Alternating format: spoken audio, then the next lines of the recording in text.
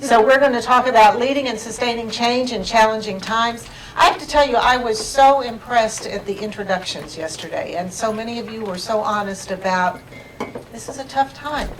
This is a tough time to be in education, period. I don't care what your role is. I think we're trying to figure out this whole system and how it works and how we make it work for our kids.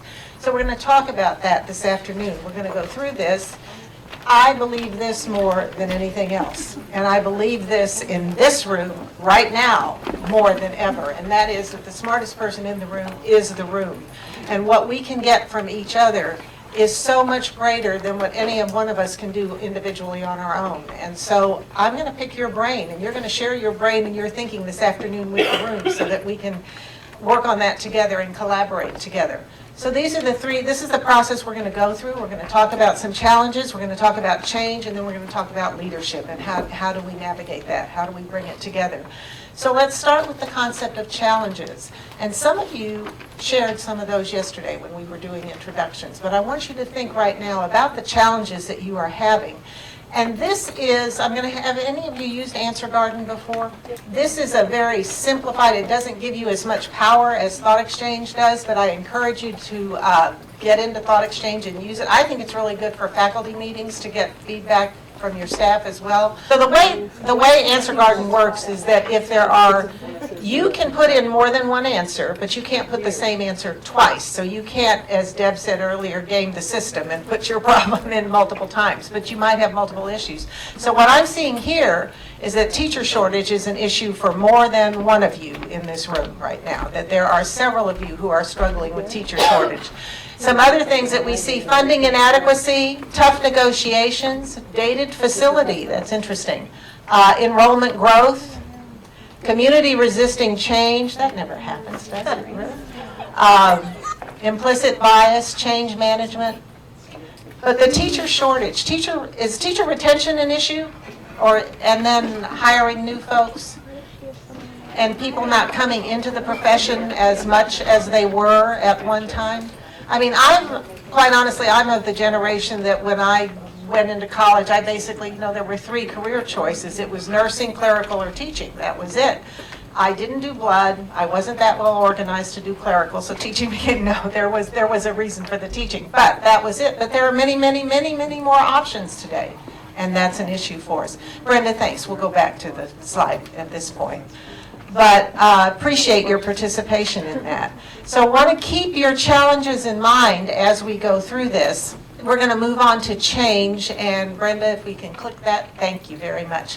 For this one, we're going to have you just discuss. I want you to, you've thought about the challenges, and I want you to think about changes, things that are coming up this coming school year in your district, in your area where you're working. And with that, I'm going to give you 10 seconds to think about it in your brain, and then I want you to have a discussion with people at your table about the changes and see if they're similar. Oh, yeah. I'm sorry. I had to take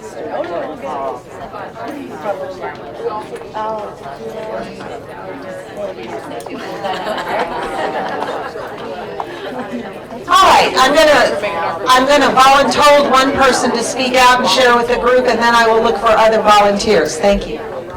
I usually don't need the mic. The big changes that we're excited about in my district is, after 25 years, and I went to school in this district, we have adopted our new mission, vision, and goals, because when I came there 3 years ago as a superintendent, I wanted to check off what everybody else hadn't been able to do.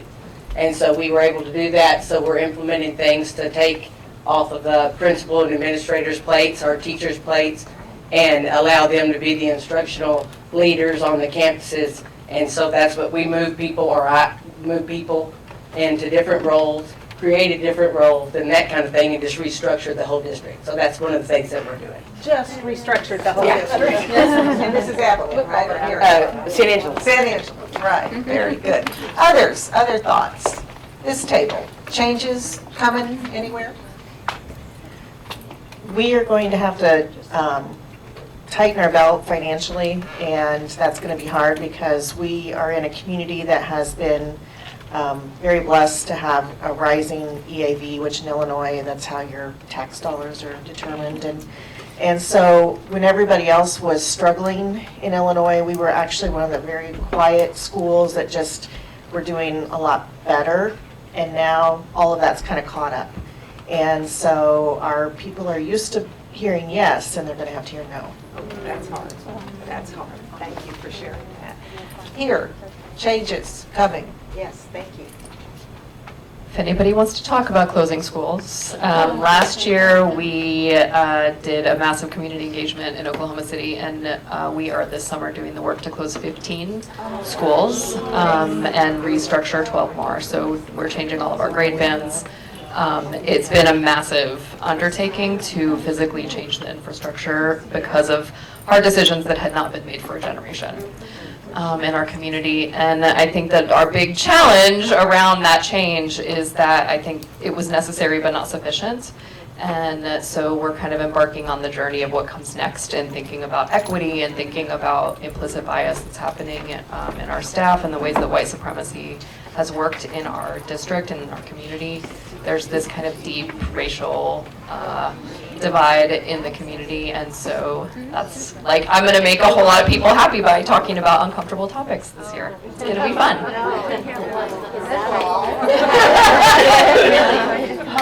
Piece of cake. How about here?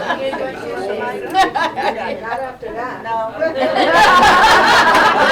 This is not a competition to see who's got the most challenging.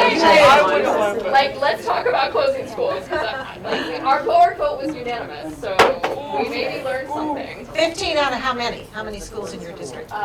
We had 72, and Okay. then next year we'll have 56. I can just imagine the community response and the boundary changes and, whew. It affected every single Yeah, school. yeah. Yes, thank you.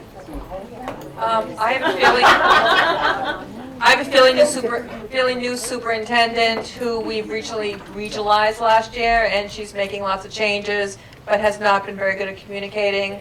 So some of the campuses are not cooperating, and the school culture has been really bad. So we're trying to change school culture. And as I was talking to Kimberly, it's all about communication. So.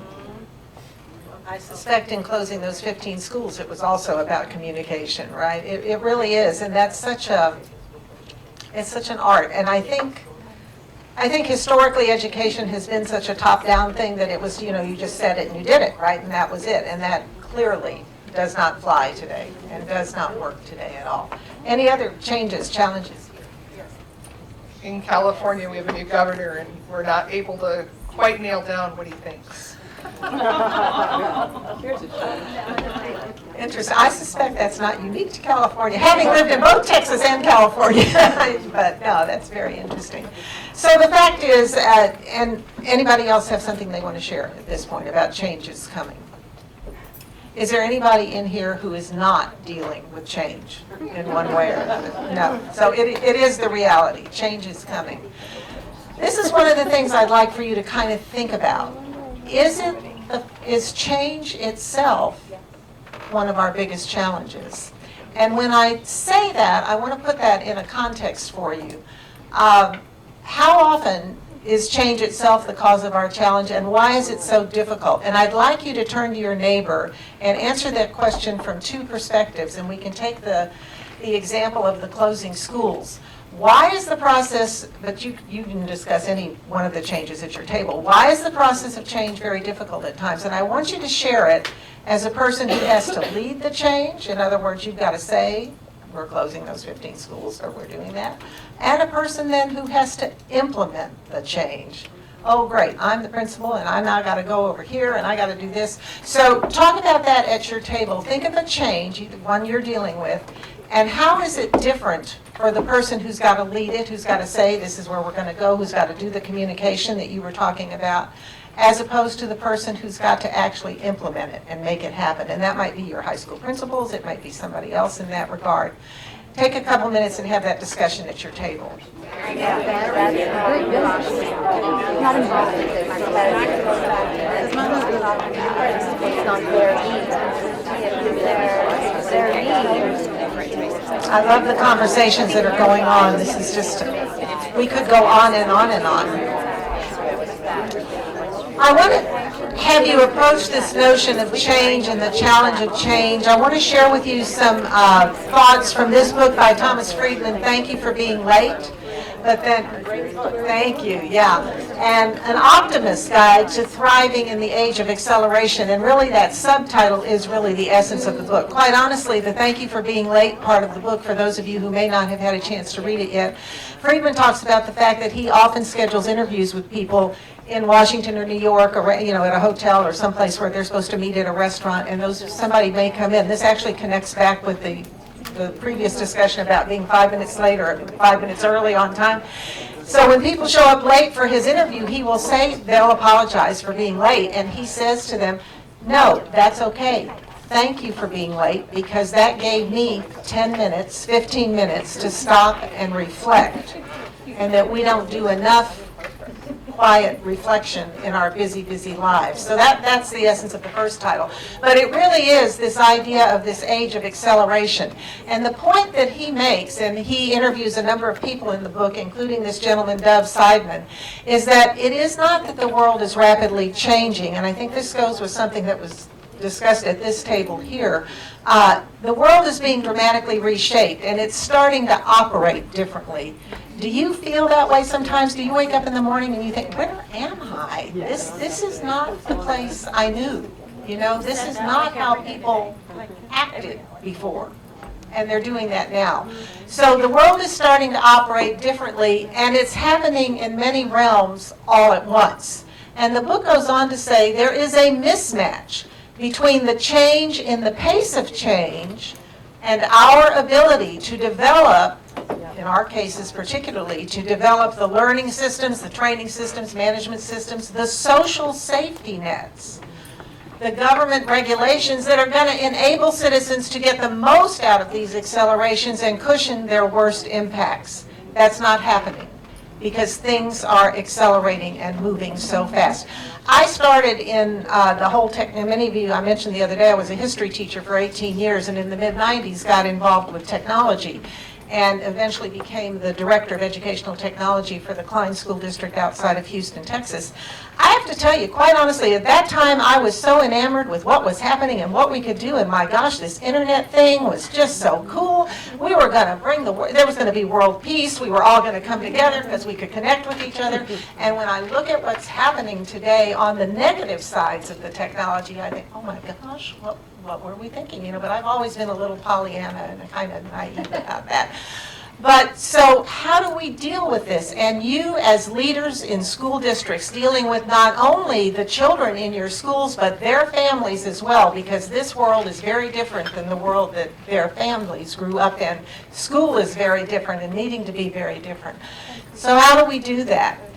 Are you seeing that? And I'm kind of getting the head nods here, so I can see that I think a lot of you are seeing that mismatch between the change in the pace of change and our ability to develop our systems, whether that's our school system, our counseling systems, whatever kind of system you might have within your school area to deal with that. I'm going to just ask for a show of hands. Are you seeing that this change in the pace of change, the acceleration of change, is something that, is it different even than it was 5 years ago? Yeah. Does anybody have the magic bullet on how you're dealing with that? We're all still trying to figure that out. Marla, what do you think? So what I'm seeing more now is, as educators specifically, we're not trained in any type of project management or change management. And so even in my own area, what we find is we get stuck in these little cycles where we have meetings, and then nothing happens. And so that speaks to our ability to develop the systems, because we don't have a great process. I'm not a C, by the way. But we don't have great processes in place for that to happen. So I actually just started a whole project management part of our department that is starting to work through that to get us to start being more agile in our work. Because if we can't start moving faster, that's a problem. Yeah. No, you're absolutely right. And that moving faster, that is new for us. I love the conversation about lesson plans earlier. You turned in your lesson plan every week, you did what it said, and that was it, and boom, you moved on. That was not, this thing of rapid change is not the culture of a K-12 education system. It doesn't come naturally to that. But it is the world that we are living in today. And your point about the project management and how do we move ahead, and how do you get past the notion, and when somebody talked earlier about resistors, you know, there is this sense of, okay, I'm going to implement this change, but you know what? I think I'm going to pass on that, because if I hold my breath long enough, that one will go away, and then you'll be giving me something else I have to do, you know? So, yes, thank you. I struggle with the disconnect between the school board's leadership and the boots on the ground when it comes to change, especially as a tech director. I see that the superintendent gives everybody an iPad or a Chromebook, and we got new buildings and all of a sudden we got smart projectors. No training for the teachers, they're not using them because that's shiny new toy. So I think that there needs to be more relationship between the leadership and the tech administrators or the teachers even to work through those changes. And I think then we can keep up with the pace. Yeah, that's interesting. That's a good point. I think, and the point about devices that you made, the big question the conversations that I think many people don't have is around the why, okay? So why? And just because it's a shiny device, what works well for second graders may not work for high school biology, and we might need a different device for that, so how do we do that? How do we bring that about? So this acceleration is something I know you're all dealing with, and we have to kind of catch our breath, and how do we make that work? I want to show you just a real clip, give you off the hook for about 3 minutes. Take a look at this clip here. If change is so good, fine, you do it. You go first. This comes from an organization called Simple Truths, and let me let you take a look at this. That's tough sometimes, isn't it? Change what needs change.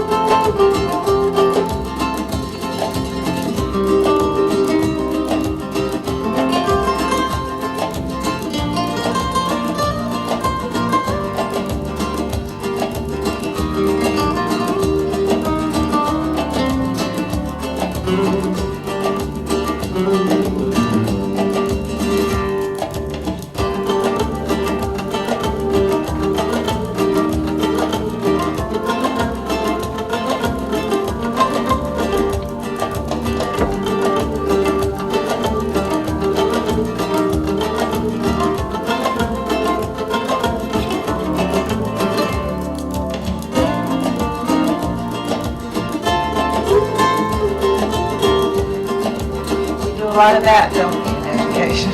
Measure, measure, measure.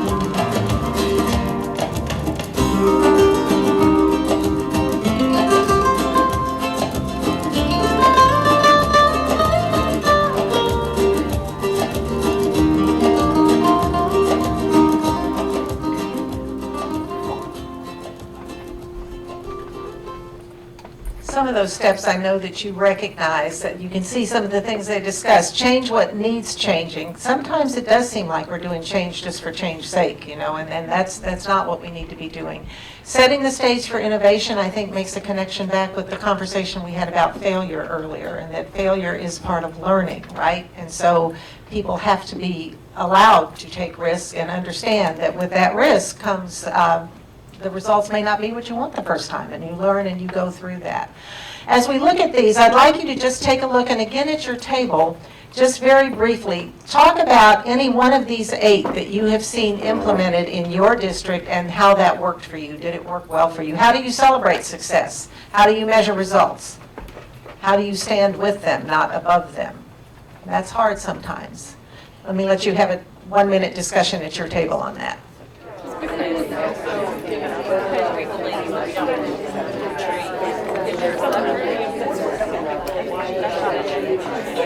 couple of comments I heard. One was that maybe I'm not so good at celebrating success. How do you celebrate success in your district? How do you do that? How do you recognize success? Well, I just think it's important, as we were talking about, the example I gave was we received a Blue Ribbon Award, National Blue Ribbon Award for one of our schools this past year, and we really had to make a big deal about it and let the teachers know it was about them. It just didn't happen, and we had to validate the work that they're doing. So give yourself a pat on the back. It just didn't happen. I mean, you're dedicated, and we believe in you, and as we're always going to change, but teachers need to know that you're going to be with them along the way to support them. It's just not going to be tossed on. And it wasn't your award, it was their award. Yeah, I mean, it wasn't, it was the teacher's award. So we made a big deal about this and publicizing and marketing that. And that's why we have an enrollment growth that we can't. Congratulations. Congratulations on that also, that enrollment growth. Any other ones? Setting the stage for innovation. How do you do that in your district? How do you give people permission to innovate? Does that happen? Yes.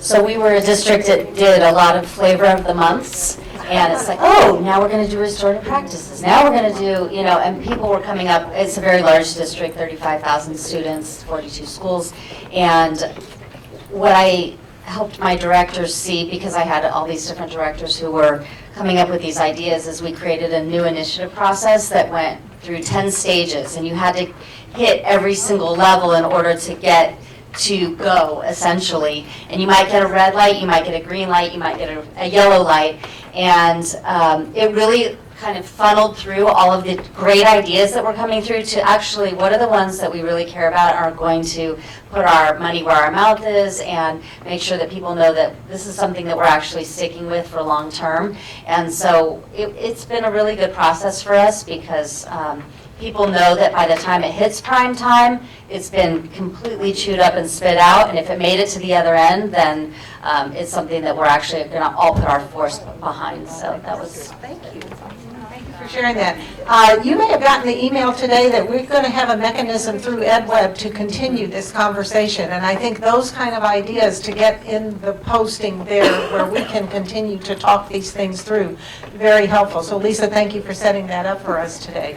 All right, let's evolve to the last part, your role, leadership, and how that all comes together.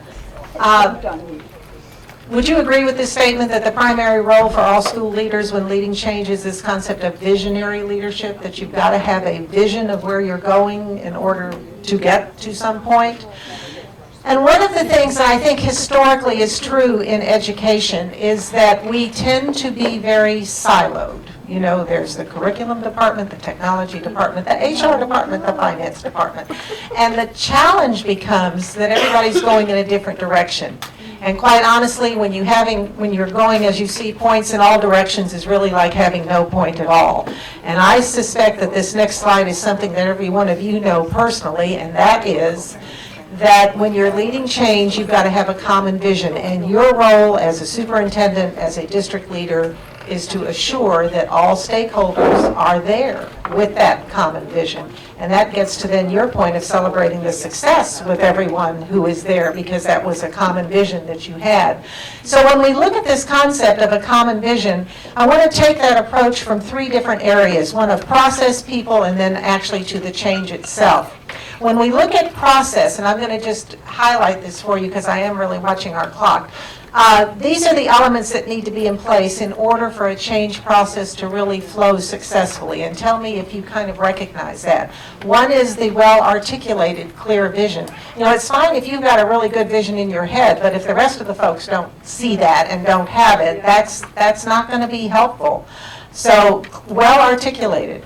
The other is this notion of prerequisite skills, that people have to have the skill set to implement that vision. And if they don't, it's going to get stuck along the way.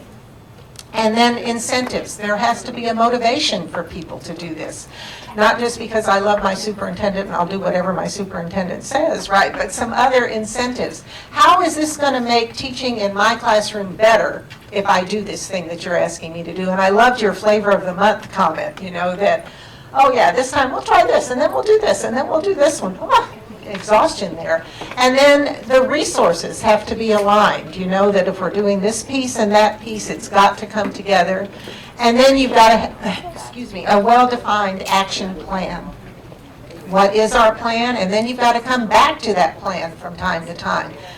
I can remember when I was working in Klein, we would meet as a district team about every 6 weeks to go over the plan. Where does it need to be adjusted? What's been done? What hasn't been done? Who's supposed to do that? So when we look at the process and we look at these things, and rather than give you this, I'm just going to highlight real quickly, if any of these things are missing, if the vision is there, you're going to have, nobody's going to get any. If not there, then it's not going to happen. If they don't have the prerequisite skills, you're going to have frustration along the way. So you want to be sure that the people have that. Incentives if the incentives aren't there, you may still get the change, but it might be much slower than you anticipated because they did not have the incentives to do that. Lack of resources is going to cause what? What do you think? Frustration, right? Also with it. It's just not going to happen. And the dynamic action plan, if you don't have a plan that everybody has understood and has bought into, you will have confusion, and then you will have nothing. You know, it'll just, it won't happen. So those parts of process are very important. When we look at critical steps for leading change, and I suspect every one of you will recognize this, one is defining your goals, all right? So that gets back to your action plan and to that common vision. The second is to engage your stakeholders, and I know every one of you do that, and thought exchange is a great way to engage stakeholders, quite honestly, to get them involved in what you're doing and bringing people into meetings and so forth. Then you develop that shared vision and your mission, how you're going to carry that out. Empower others. This does not all fall on your shoulders alone. You have got to empower the people around you to work with you, to come with you, to make that vision happen. Build their capacity, and then assess your readiness. Do we know of districts who have implemented change, but it was the wrong time to implement the change? They just weren't ready for it, and you had to do that prep work first to get the folks ready. So that's an important step that I think we miss a lot of times, is how ready are we for this change? And if I try to implement it today, is it going to fail? But if I work on building some other steps in place, 6 months from now, we might be ready to do that. And our community might be ready to support us more in this change as we, again, get back to the whole communication process. So those steps are critical as you are leading change. I want to talk just real quickly about the difference between a manager and a leader, because I do think in K-12 education sometimes we promote people along the way because they have been great managers. My own thought about a manager is if you have processes in place in your district that are working very well for you, then you need a good manager to keep those things working very well. And you can see some of the skill sets up here that it talks about. A manager oversees the current process well, looks to achieve balance, thinks about execution, is comfortable with control. We all know people like that, right?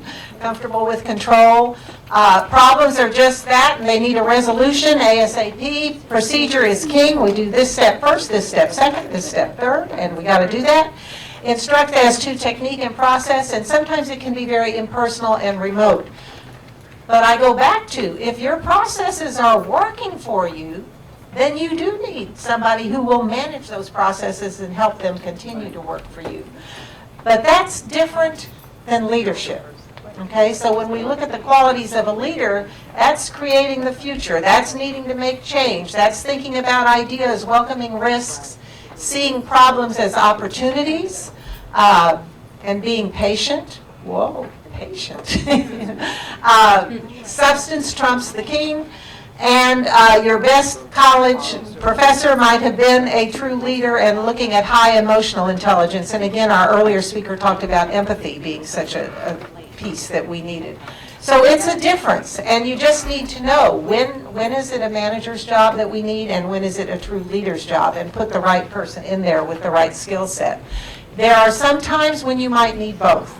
There are times when you're going to need somebody who on Monday needs to be a manager, but on Tuesday needs to be leading change, and so how do you do that? So there are times when you've got to bring those skills together. But if you're really having to navigate change and all those challenges we talked about, you're going to need someone with leadership qualities, not so much the management qualities, So just something to consider as you're doing that. In a little bit, when we go to Wine and Sign, I'm going to be sharing a copy of my book with you. And this book was written with the idea that, when you're in the middle of leading something and it's not working particularly well, I wanted you to have 5 simple things to think about to maybe make it work better. And so we looked at these 5 areas. They all happen to begin with L: listen, learn, love, leverage, and luck. And as we talk about those, listening has got to be, and I think you would all agree to that, it is the primary skill of any great leader, is they've got to listen to people around them. Learn from others. You've got to love your people and your process. You don't have to like everybody, but you sure better love the process and the people that you're working with, and love them that you want them to be successful in your environment as well. Leverage the talents of others. You can't do it all by yourself. And then luck, and the notion behind luck is that you either have to create your own sometimes, or you better be ready for it when it comes knocking at the door, because if you aren't ready for that opportunity, it will pass you by. So we've been sitting a while. I'm going to ask you to stand up. We're going to do something real quick to help you remember this little 5 L's here. So as you stand up, I'd like you to raise your right hand if you're right-handed, left hand if you're left-handed. And I'd like you to make a fist. Not a mean fist, just make a fist, please, okay? And with that, what I'd like you to do is, as I listen, as I give you the words, I want you to open one finger at a time, starting with your thumb, okay? And repeat the words I say. So as you open your fingers, you will repeat the word I say. So let's start with your thumb, and please say listen. Listen. Index finger, learn. Learn. Middle finger, love. Love. Ring finger, leverage. Leverage. And pinky finger, luck. And now with your hand open, I want you to lean over and pat the person next to you on the back and say thank you for your leadership.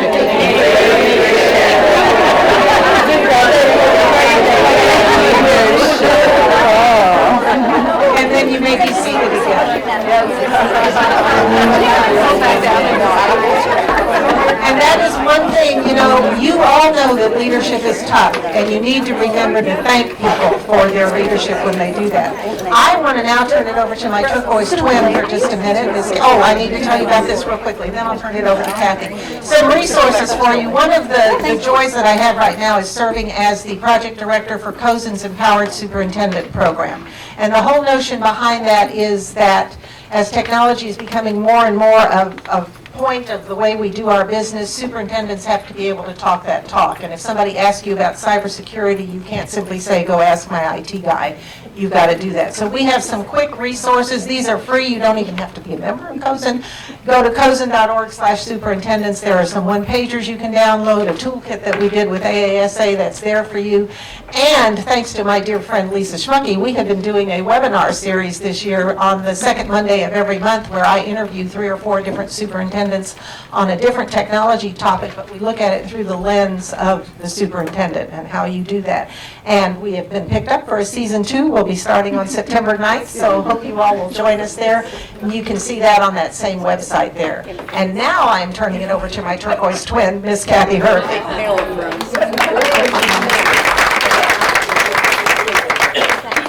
Thank you very much. I promised 2 minutes. We're going to get out of here.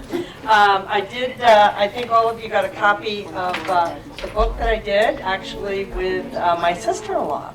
That's a good family thing, who is an excellent trainer, has worked for many companies in our industry. And I want to thank ClassLink, because that's a company that really takes female people really seriously, and they know their leaders, and they support me totally by giving this book out at many administration meetings. All right, so I'm going to give you real quick. Can you back that picture just for a minute? Maybe I can, yes.